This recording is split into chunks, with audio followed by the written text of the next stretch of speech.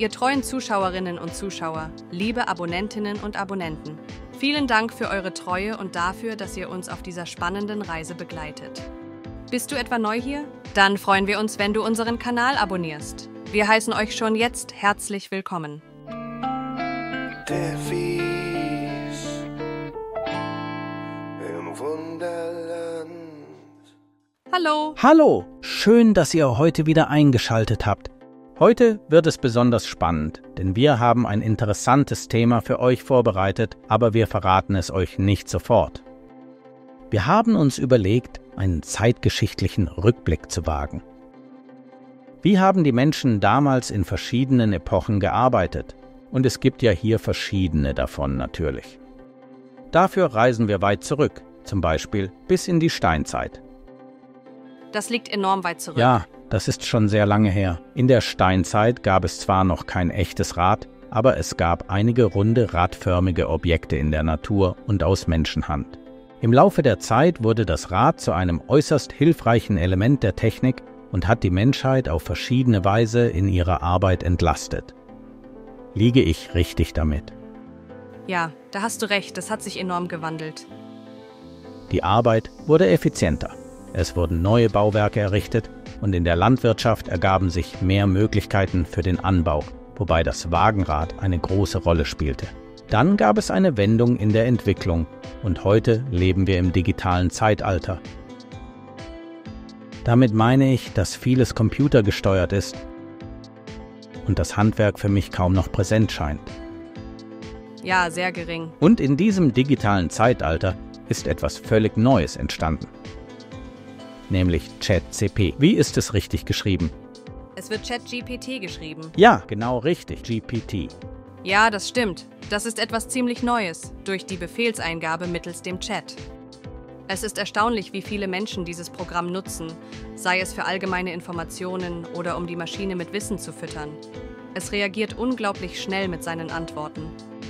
Das ist ziemlich arg. Für viele Menschen ist das wirklich praktisch.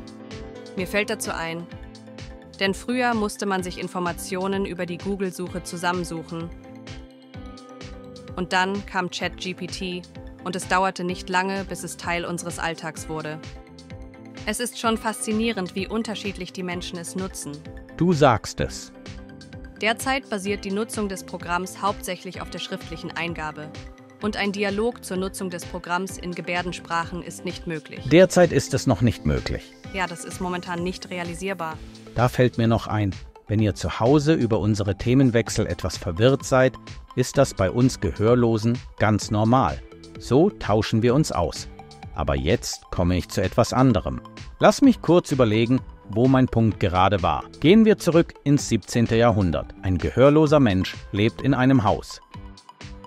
Eine elektronische oder digitale Türklingel existierte damals nicht. Die Schnur diente als Türklingel. Da haben wir uns jetzt ohne Worte verstanden. Durch eine Schnur, die am Handgelenk und der Türschnalle befestigt war, konnte man feststellen, ob jemand vor der Tür war. Dank der digitalen Uhr weiß ich jetzt, wann es an der Tür klingelt oder ob ein Rauchmelder ausgelöst wird. Das ist wirklich eine große Unterstützung sowie ein Vorteil im digitalen Zeitalter. In der hörenden Welt habe ich mitbekommen, dass es eine hitzige Diskussion darüber gibt, wie GPT in der Arbeit eingesetzt wird, um Texte zu erstellen und zu verwenden.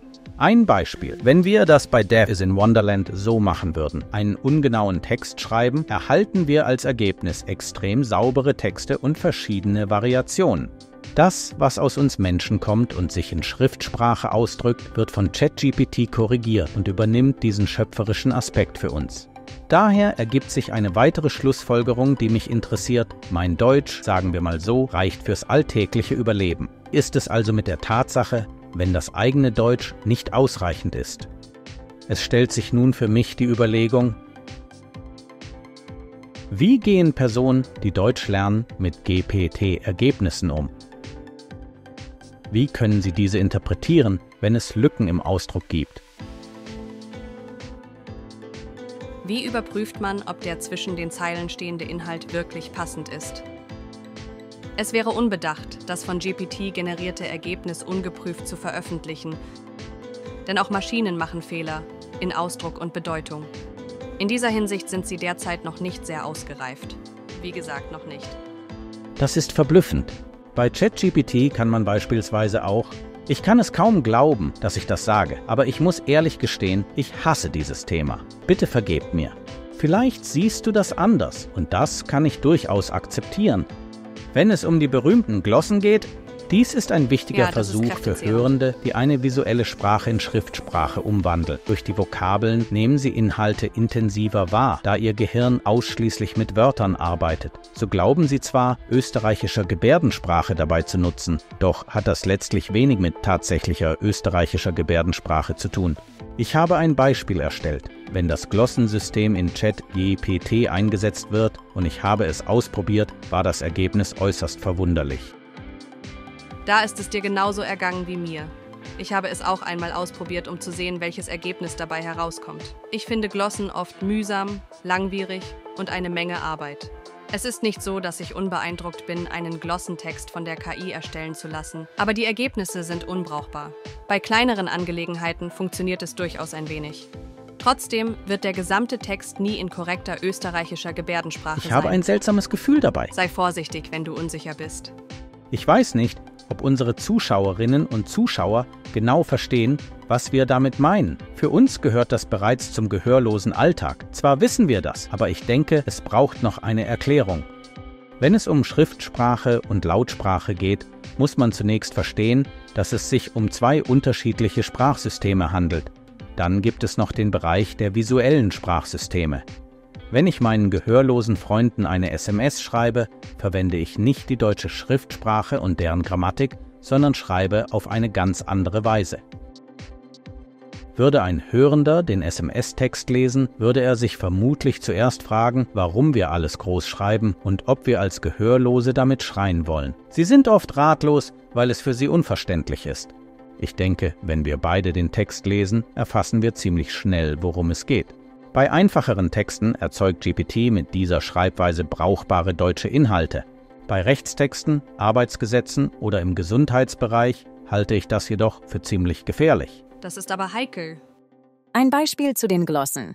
Sind alle wichtigen Informationen vorhanden? Im Hinblick auf die vertraglichen Pflichten der Parteien, die durch die Verletzung einer oder mehrerer vertraglicher Bestimmungen seitens einer der vertragsschließenden Parteien eintreten, ist diese dazu verpflichtet, sämtliche infolge der Verletzung entstandenen direkten sowie indirekten Schadensfolgen in vollem Umfang zu ersetzen, wobei der Begriff des Schadens sowohl materielle als auch immaterielle Vermögensnachteile in seiner weitestgehenden Auslegung umfasst, wobei eine etwaige Beschränkung der Haftung im Rahmen der allgemeinen Geschäftsbedingungen nur unter der Voraussetzung Gültigkeit erlangt, dass diese durch eine ausdrückliche, transparente und vor Vertragsabschluss einvernehmlich festgelegte Klausel vereinbart wurde.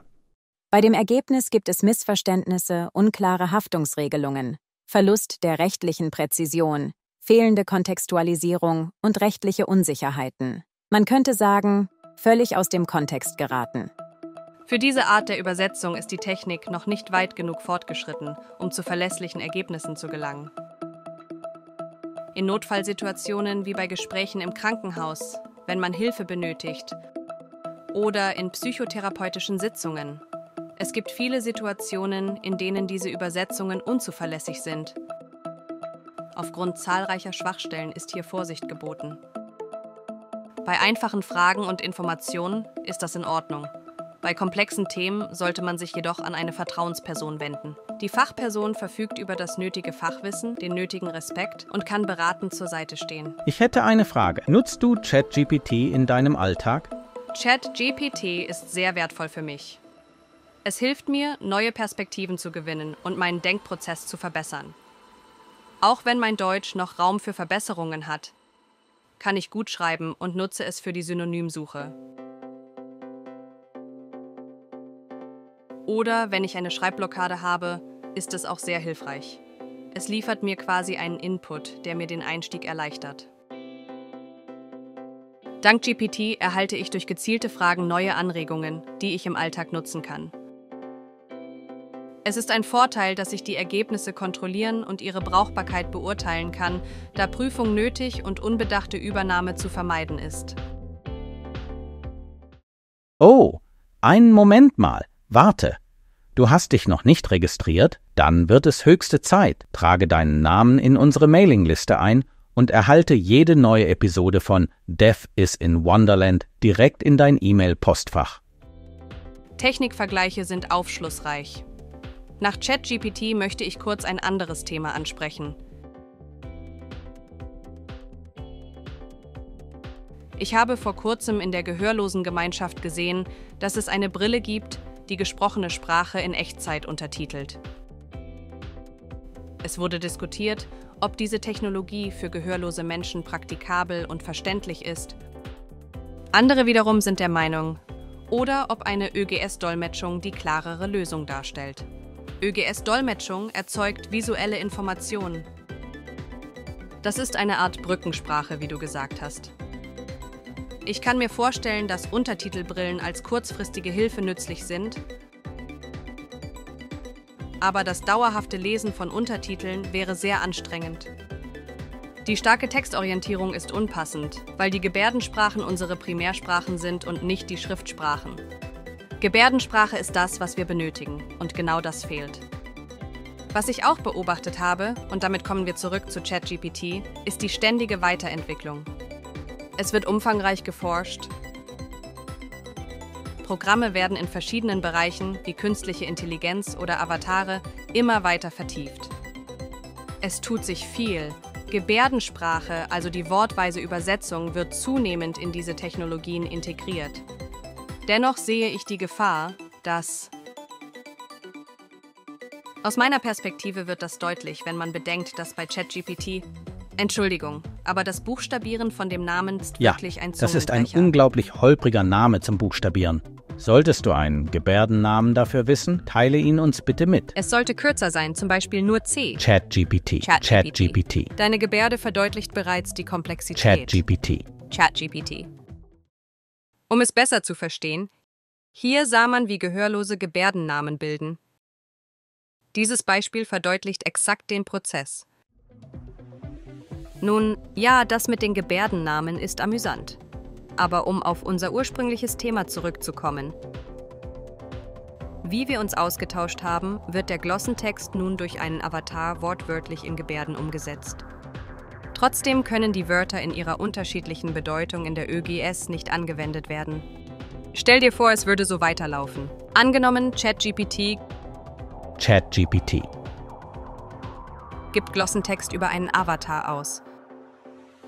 Schon ein einziges Wort kann den Inhalt stark verändern. Bei falscher Wortwahl entsteht ein falsches Thema und jede Aussage wird widersprüchlich. Man wird sich nicht lange damit aufhalten, da es keine informativen Inhalte bietet. Das kann ebenfalls vorkommen. Die grammatikalische Mimik spielt in Gebärdensprachen eine entscheidende Rolle.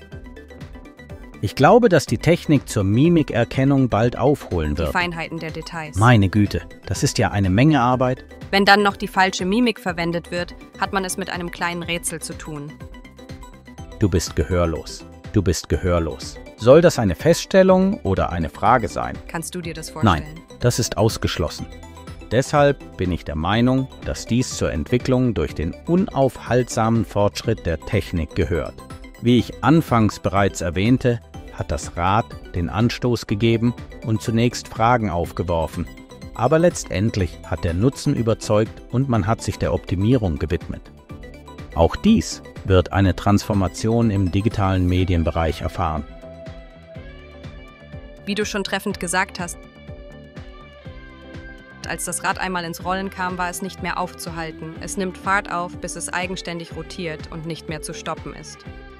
Es bleibt in Bewegung. Gerade im technischen Bereich nimmt die Entwicklung Fahrt auf. Es gibt kein Zurück mehr. Weitere neue Zusätze und Ergänzungen werden noch folgen. Ich hätte noch eine abschließende Frage an dich. Na klar, frag mich ruhig. Ich gebe mein Ehrenwort, dies ist die letzte Frage. Die folgenden Filme werden thematisiert. Also der erste Film heißt Matrix und so gebärde ich diesen Filmtitel. Die grünen Linien, die senkrecht hinunterlaufen. Hättest du gedacht, dass diese Linien in Wirklichkeit japanische Kochrezepte sind? Echt jetzt? Ja, mir ist ernst damit. War das jetzt japanisch oder doch chinesisch? Ich glaube, es sind Sushi-Rezepte. Ich bin mir aber nicht ganz sicher. Ich denke, sie sind japanischen Ursprungs. Ich habe den Inhalt der Linien noch nicht recherchiert, aber sie sind ein bekanntes Bild für Matrix. Und im zweiten Film, über den ich noch etwas sagen wollte, geht es um Terminator. Meines Wissens gibt es von Terminator die Teile 1 bis 4. Die Maschine mit dem leuchtenden Auge. Ja, den meine ich. Es gibt Theorien, dass der Regisseur von Terminator die Vorgeschichte zur Matrix-Trilogie geschaffen hat. In Terminator geht es um eine dystopische Zukunft, in der Maschinen eine Bedrohung für die Menschheit darstellen. Die Matrix ist eine virtuelle Welt, die den Menschen vorgaukelt, ein normales Leben zu führen, während ihre Körper in Wirklichkeit in Energieanlagen gefangen sind. Ich finde es interessant, wie beide Filmreihen Themen wie die Bedrohung durch künstliche Intelligenz behandeln. Die Perspektive, wie sich Technik entwickelt, mit ihren Vor- und Nachteilen, muss abgewogen werden. Der Mensch hat jedoch bereits eine Entscheidung getroffen. Jetzt alles herunterfahren, das wird nicht funktionieren. Was wäre, wenn ich heute fordern würde, dass wir Räder abschaffen? Einfach abbauen und entfernen. Nur entfernen und abbauen. Daher sollte man eine positive Einstellung bewahren, aber auch vorsichtig sein und niemandem Schaden zufügen. Die Frage, wo die Grenzen liegen, lässt mich an den Film I, Robot denken. Ich bin der Roboter. Ich bin der wandelnde Ei-Roboter. Das englische I und das deutsche Ei. In dem Film übernehmen die Maschinen ebenfalls die Herrschaft über die Menschen. Der Kampf zwischen Mensch und Maschine, ihr gegenseitiges Bekriegen. Ähnlich wie in Terminator ist der Mensch den Maschinen unterworfen. Man weiß nicht, wer am Ende den Kampf oder Krieg für sich entscheiden wird. Nun möchten wir dich fragen, wie deine Meinungen dazu aussehen. Wie sieht es bei dir aus? Nutzt du ChatGPT im Alltag? Ja, oder doch eher weniger? Genau, und auch, wenn du es nutzt, wie genau setzt du es ein? Erweist es sich für dich als passend? Oder bemerkst du auch Fehlerhaftigkeiten? Was wäre verbesserungswürdig? Welche Vorschläge hättest du? Ich danke dir und bleib gesund. Servus. Danke euch und tschüss. Was ist da passiert? Wie kann es geschehen, dass es im Sommer friert, dass Udo rückwärts gehen und man sich im Spiegel plötzlich gar nicht mehr sieht? Oh je, frag doch Delphis im Wunderland, Delphis im Wunderland, in ihrer Welt aus Freude und Ironie.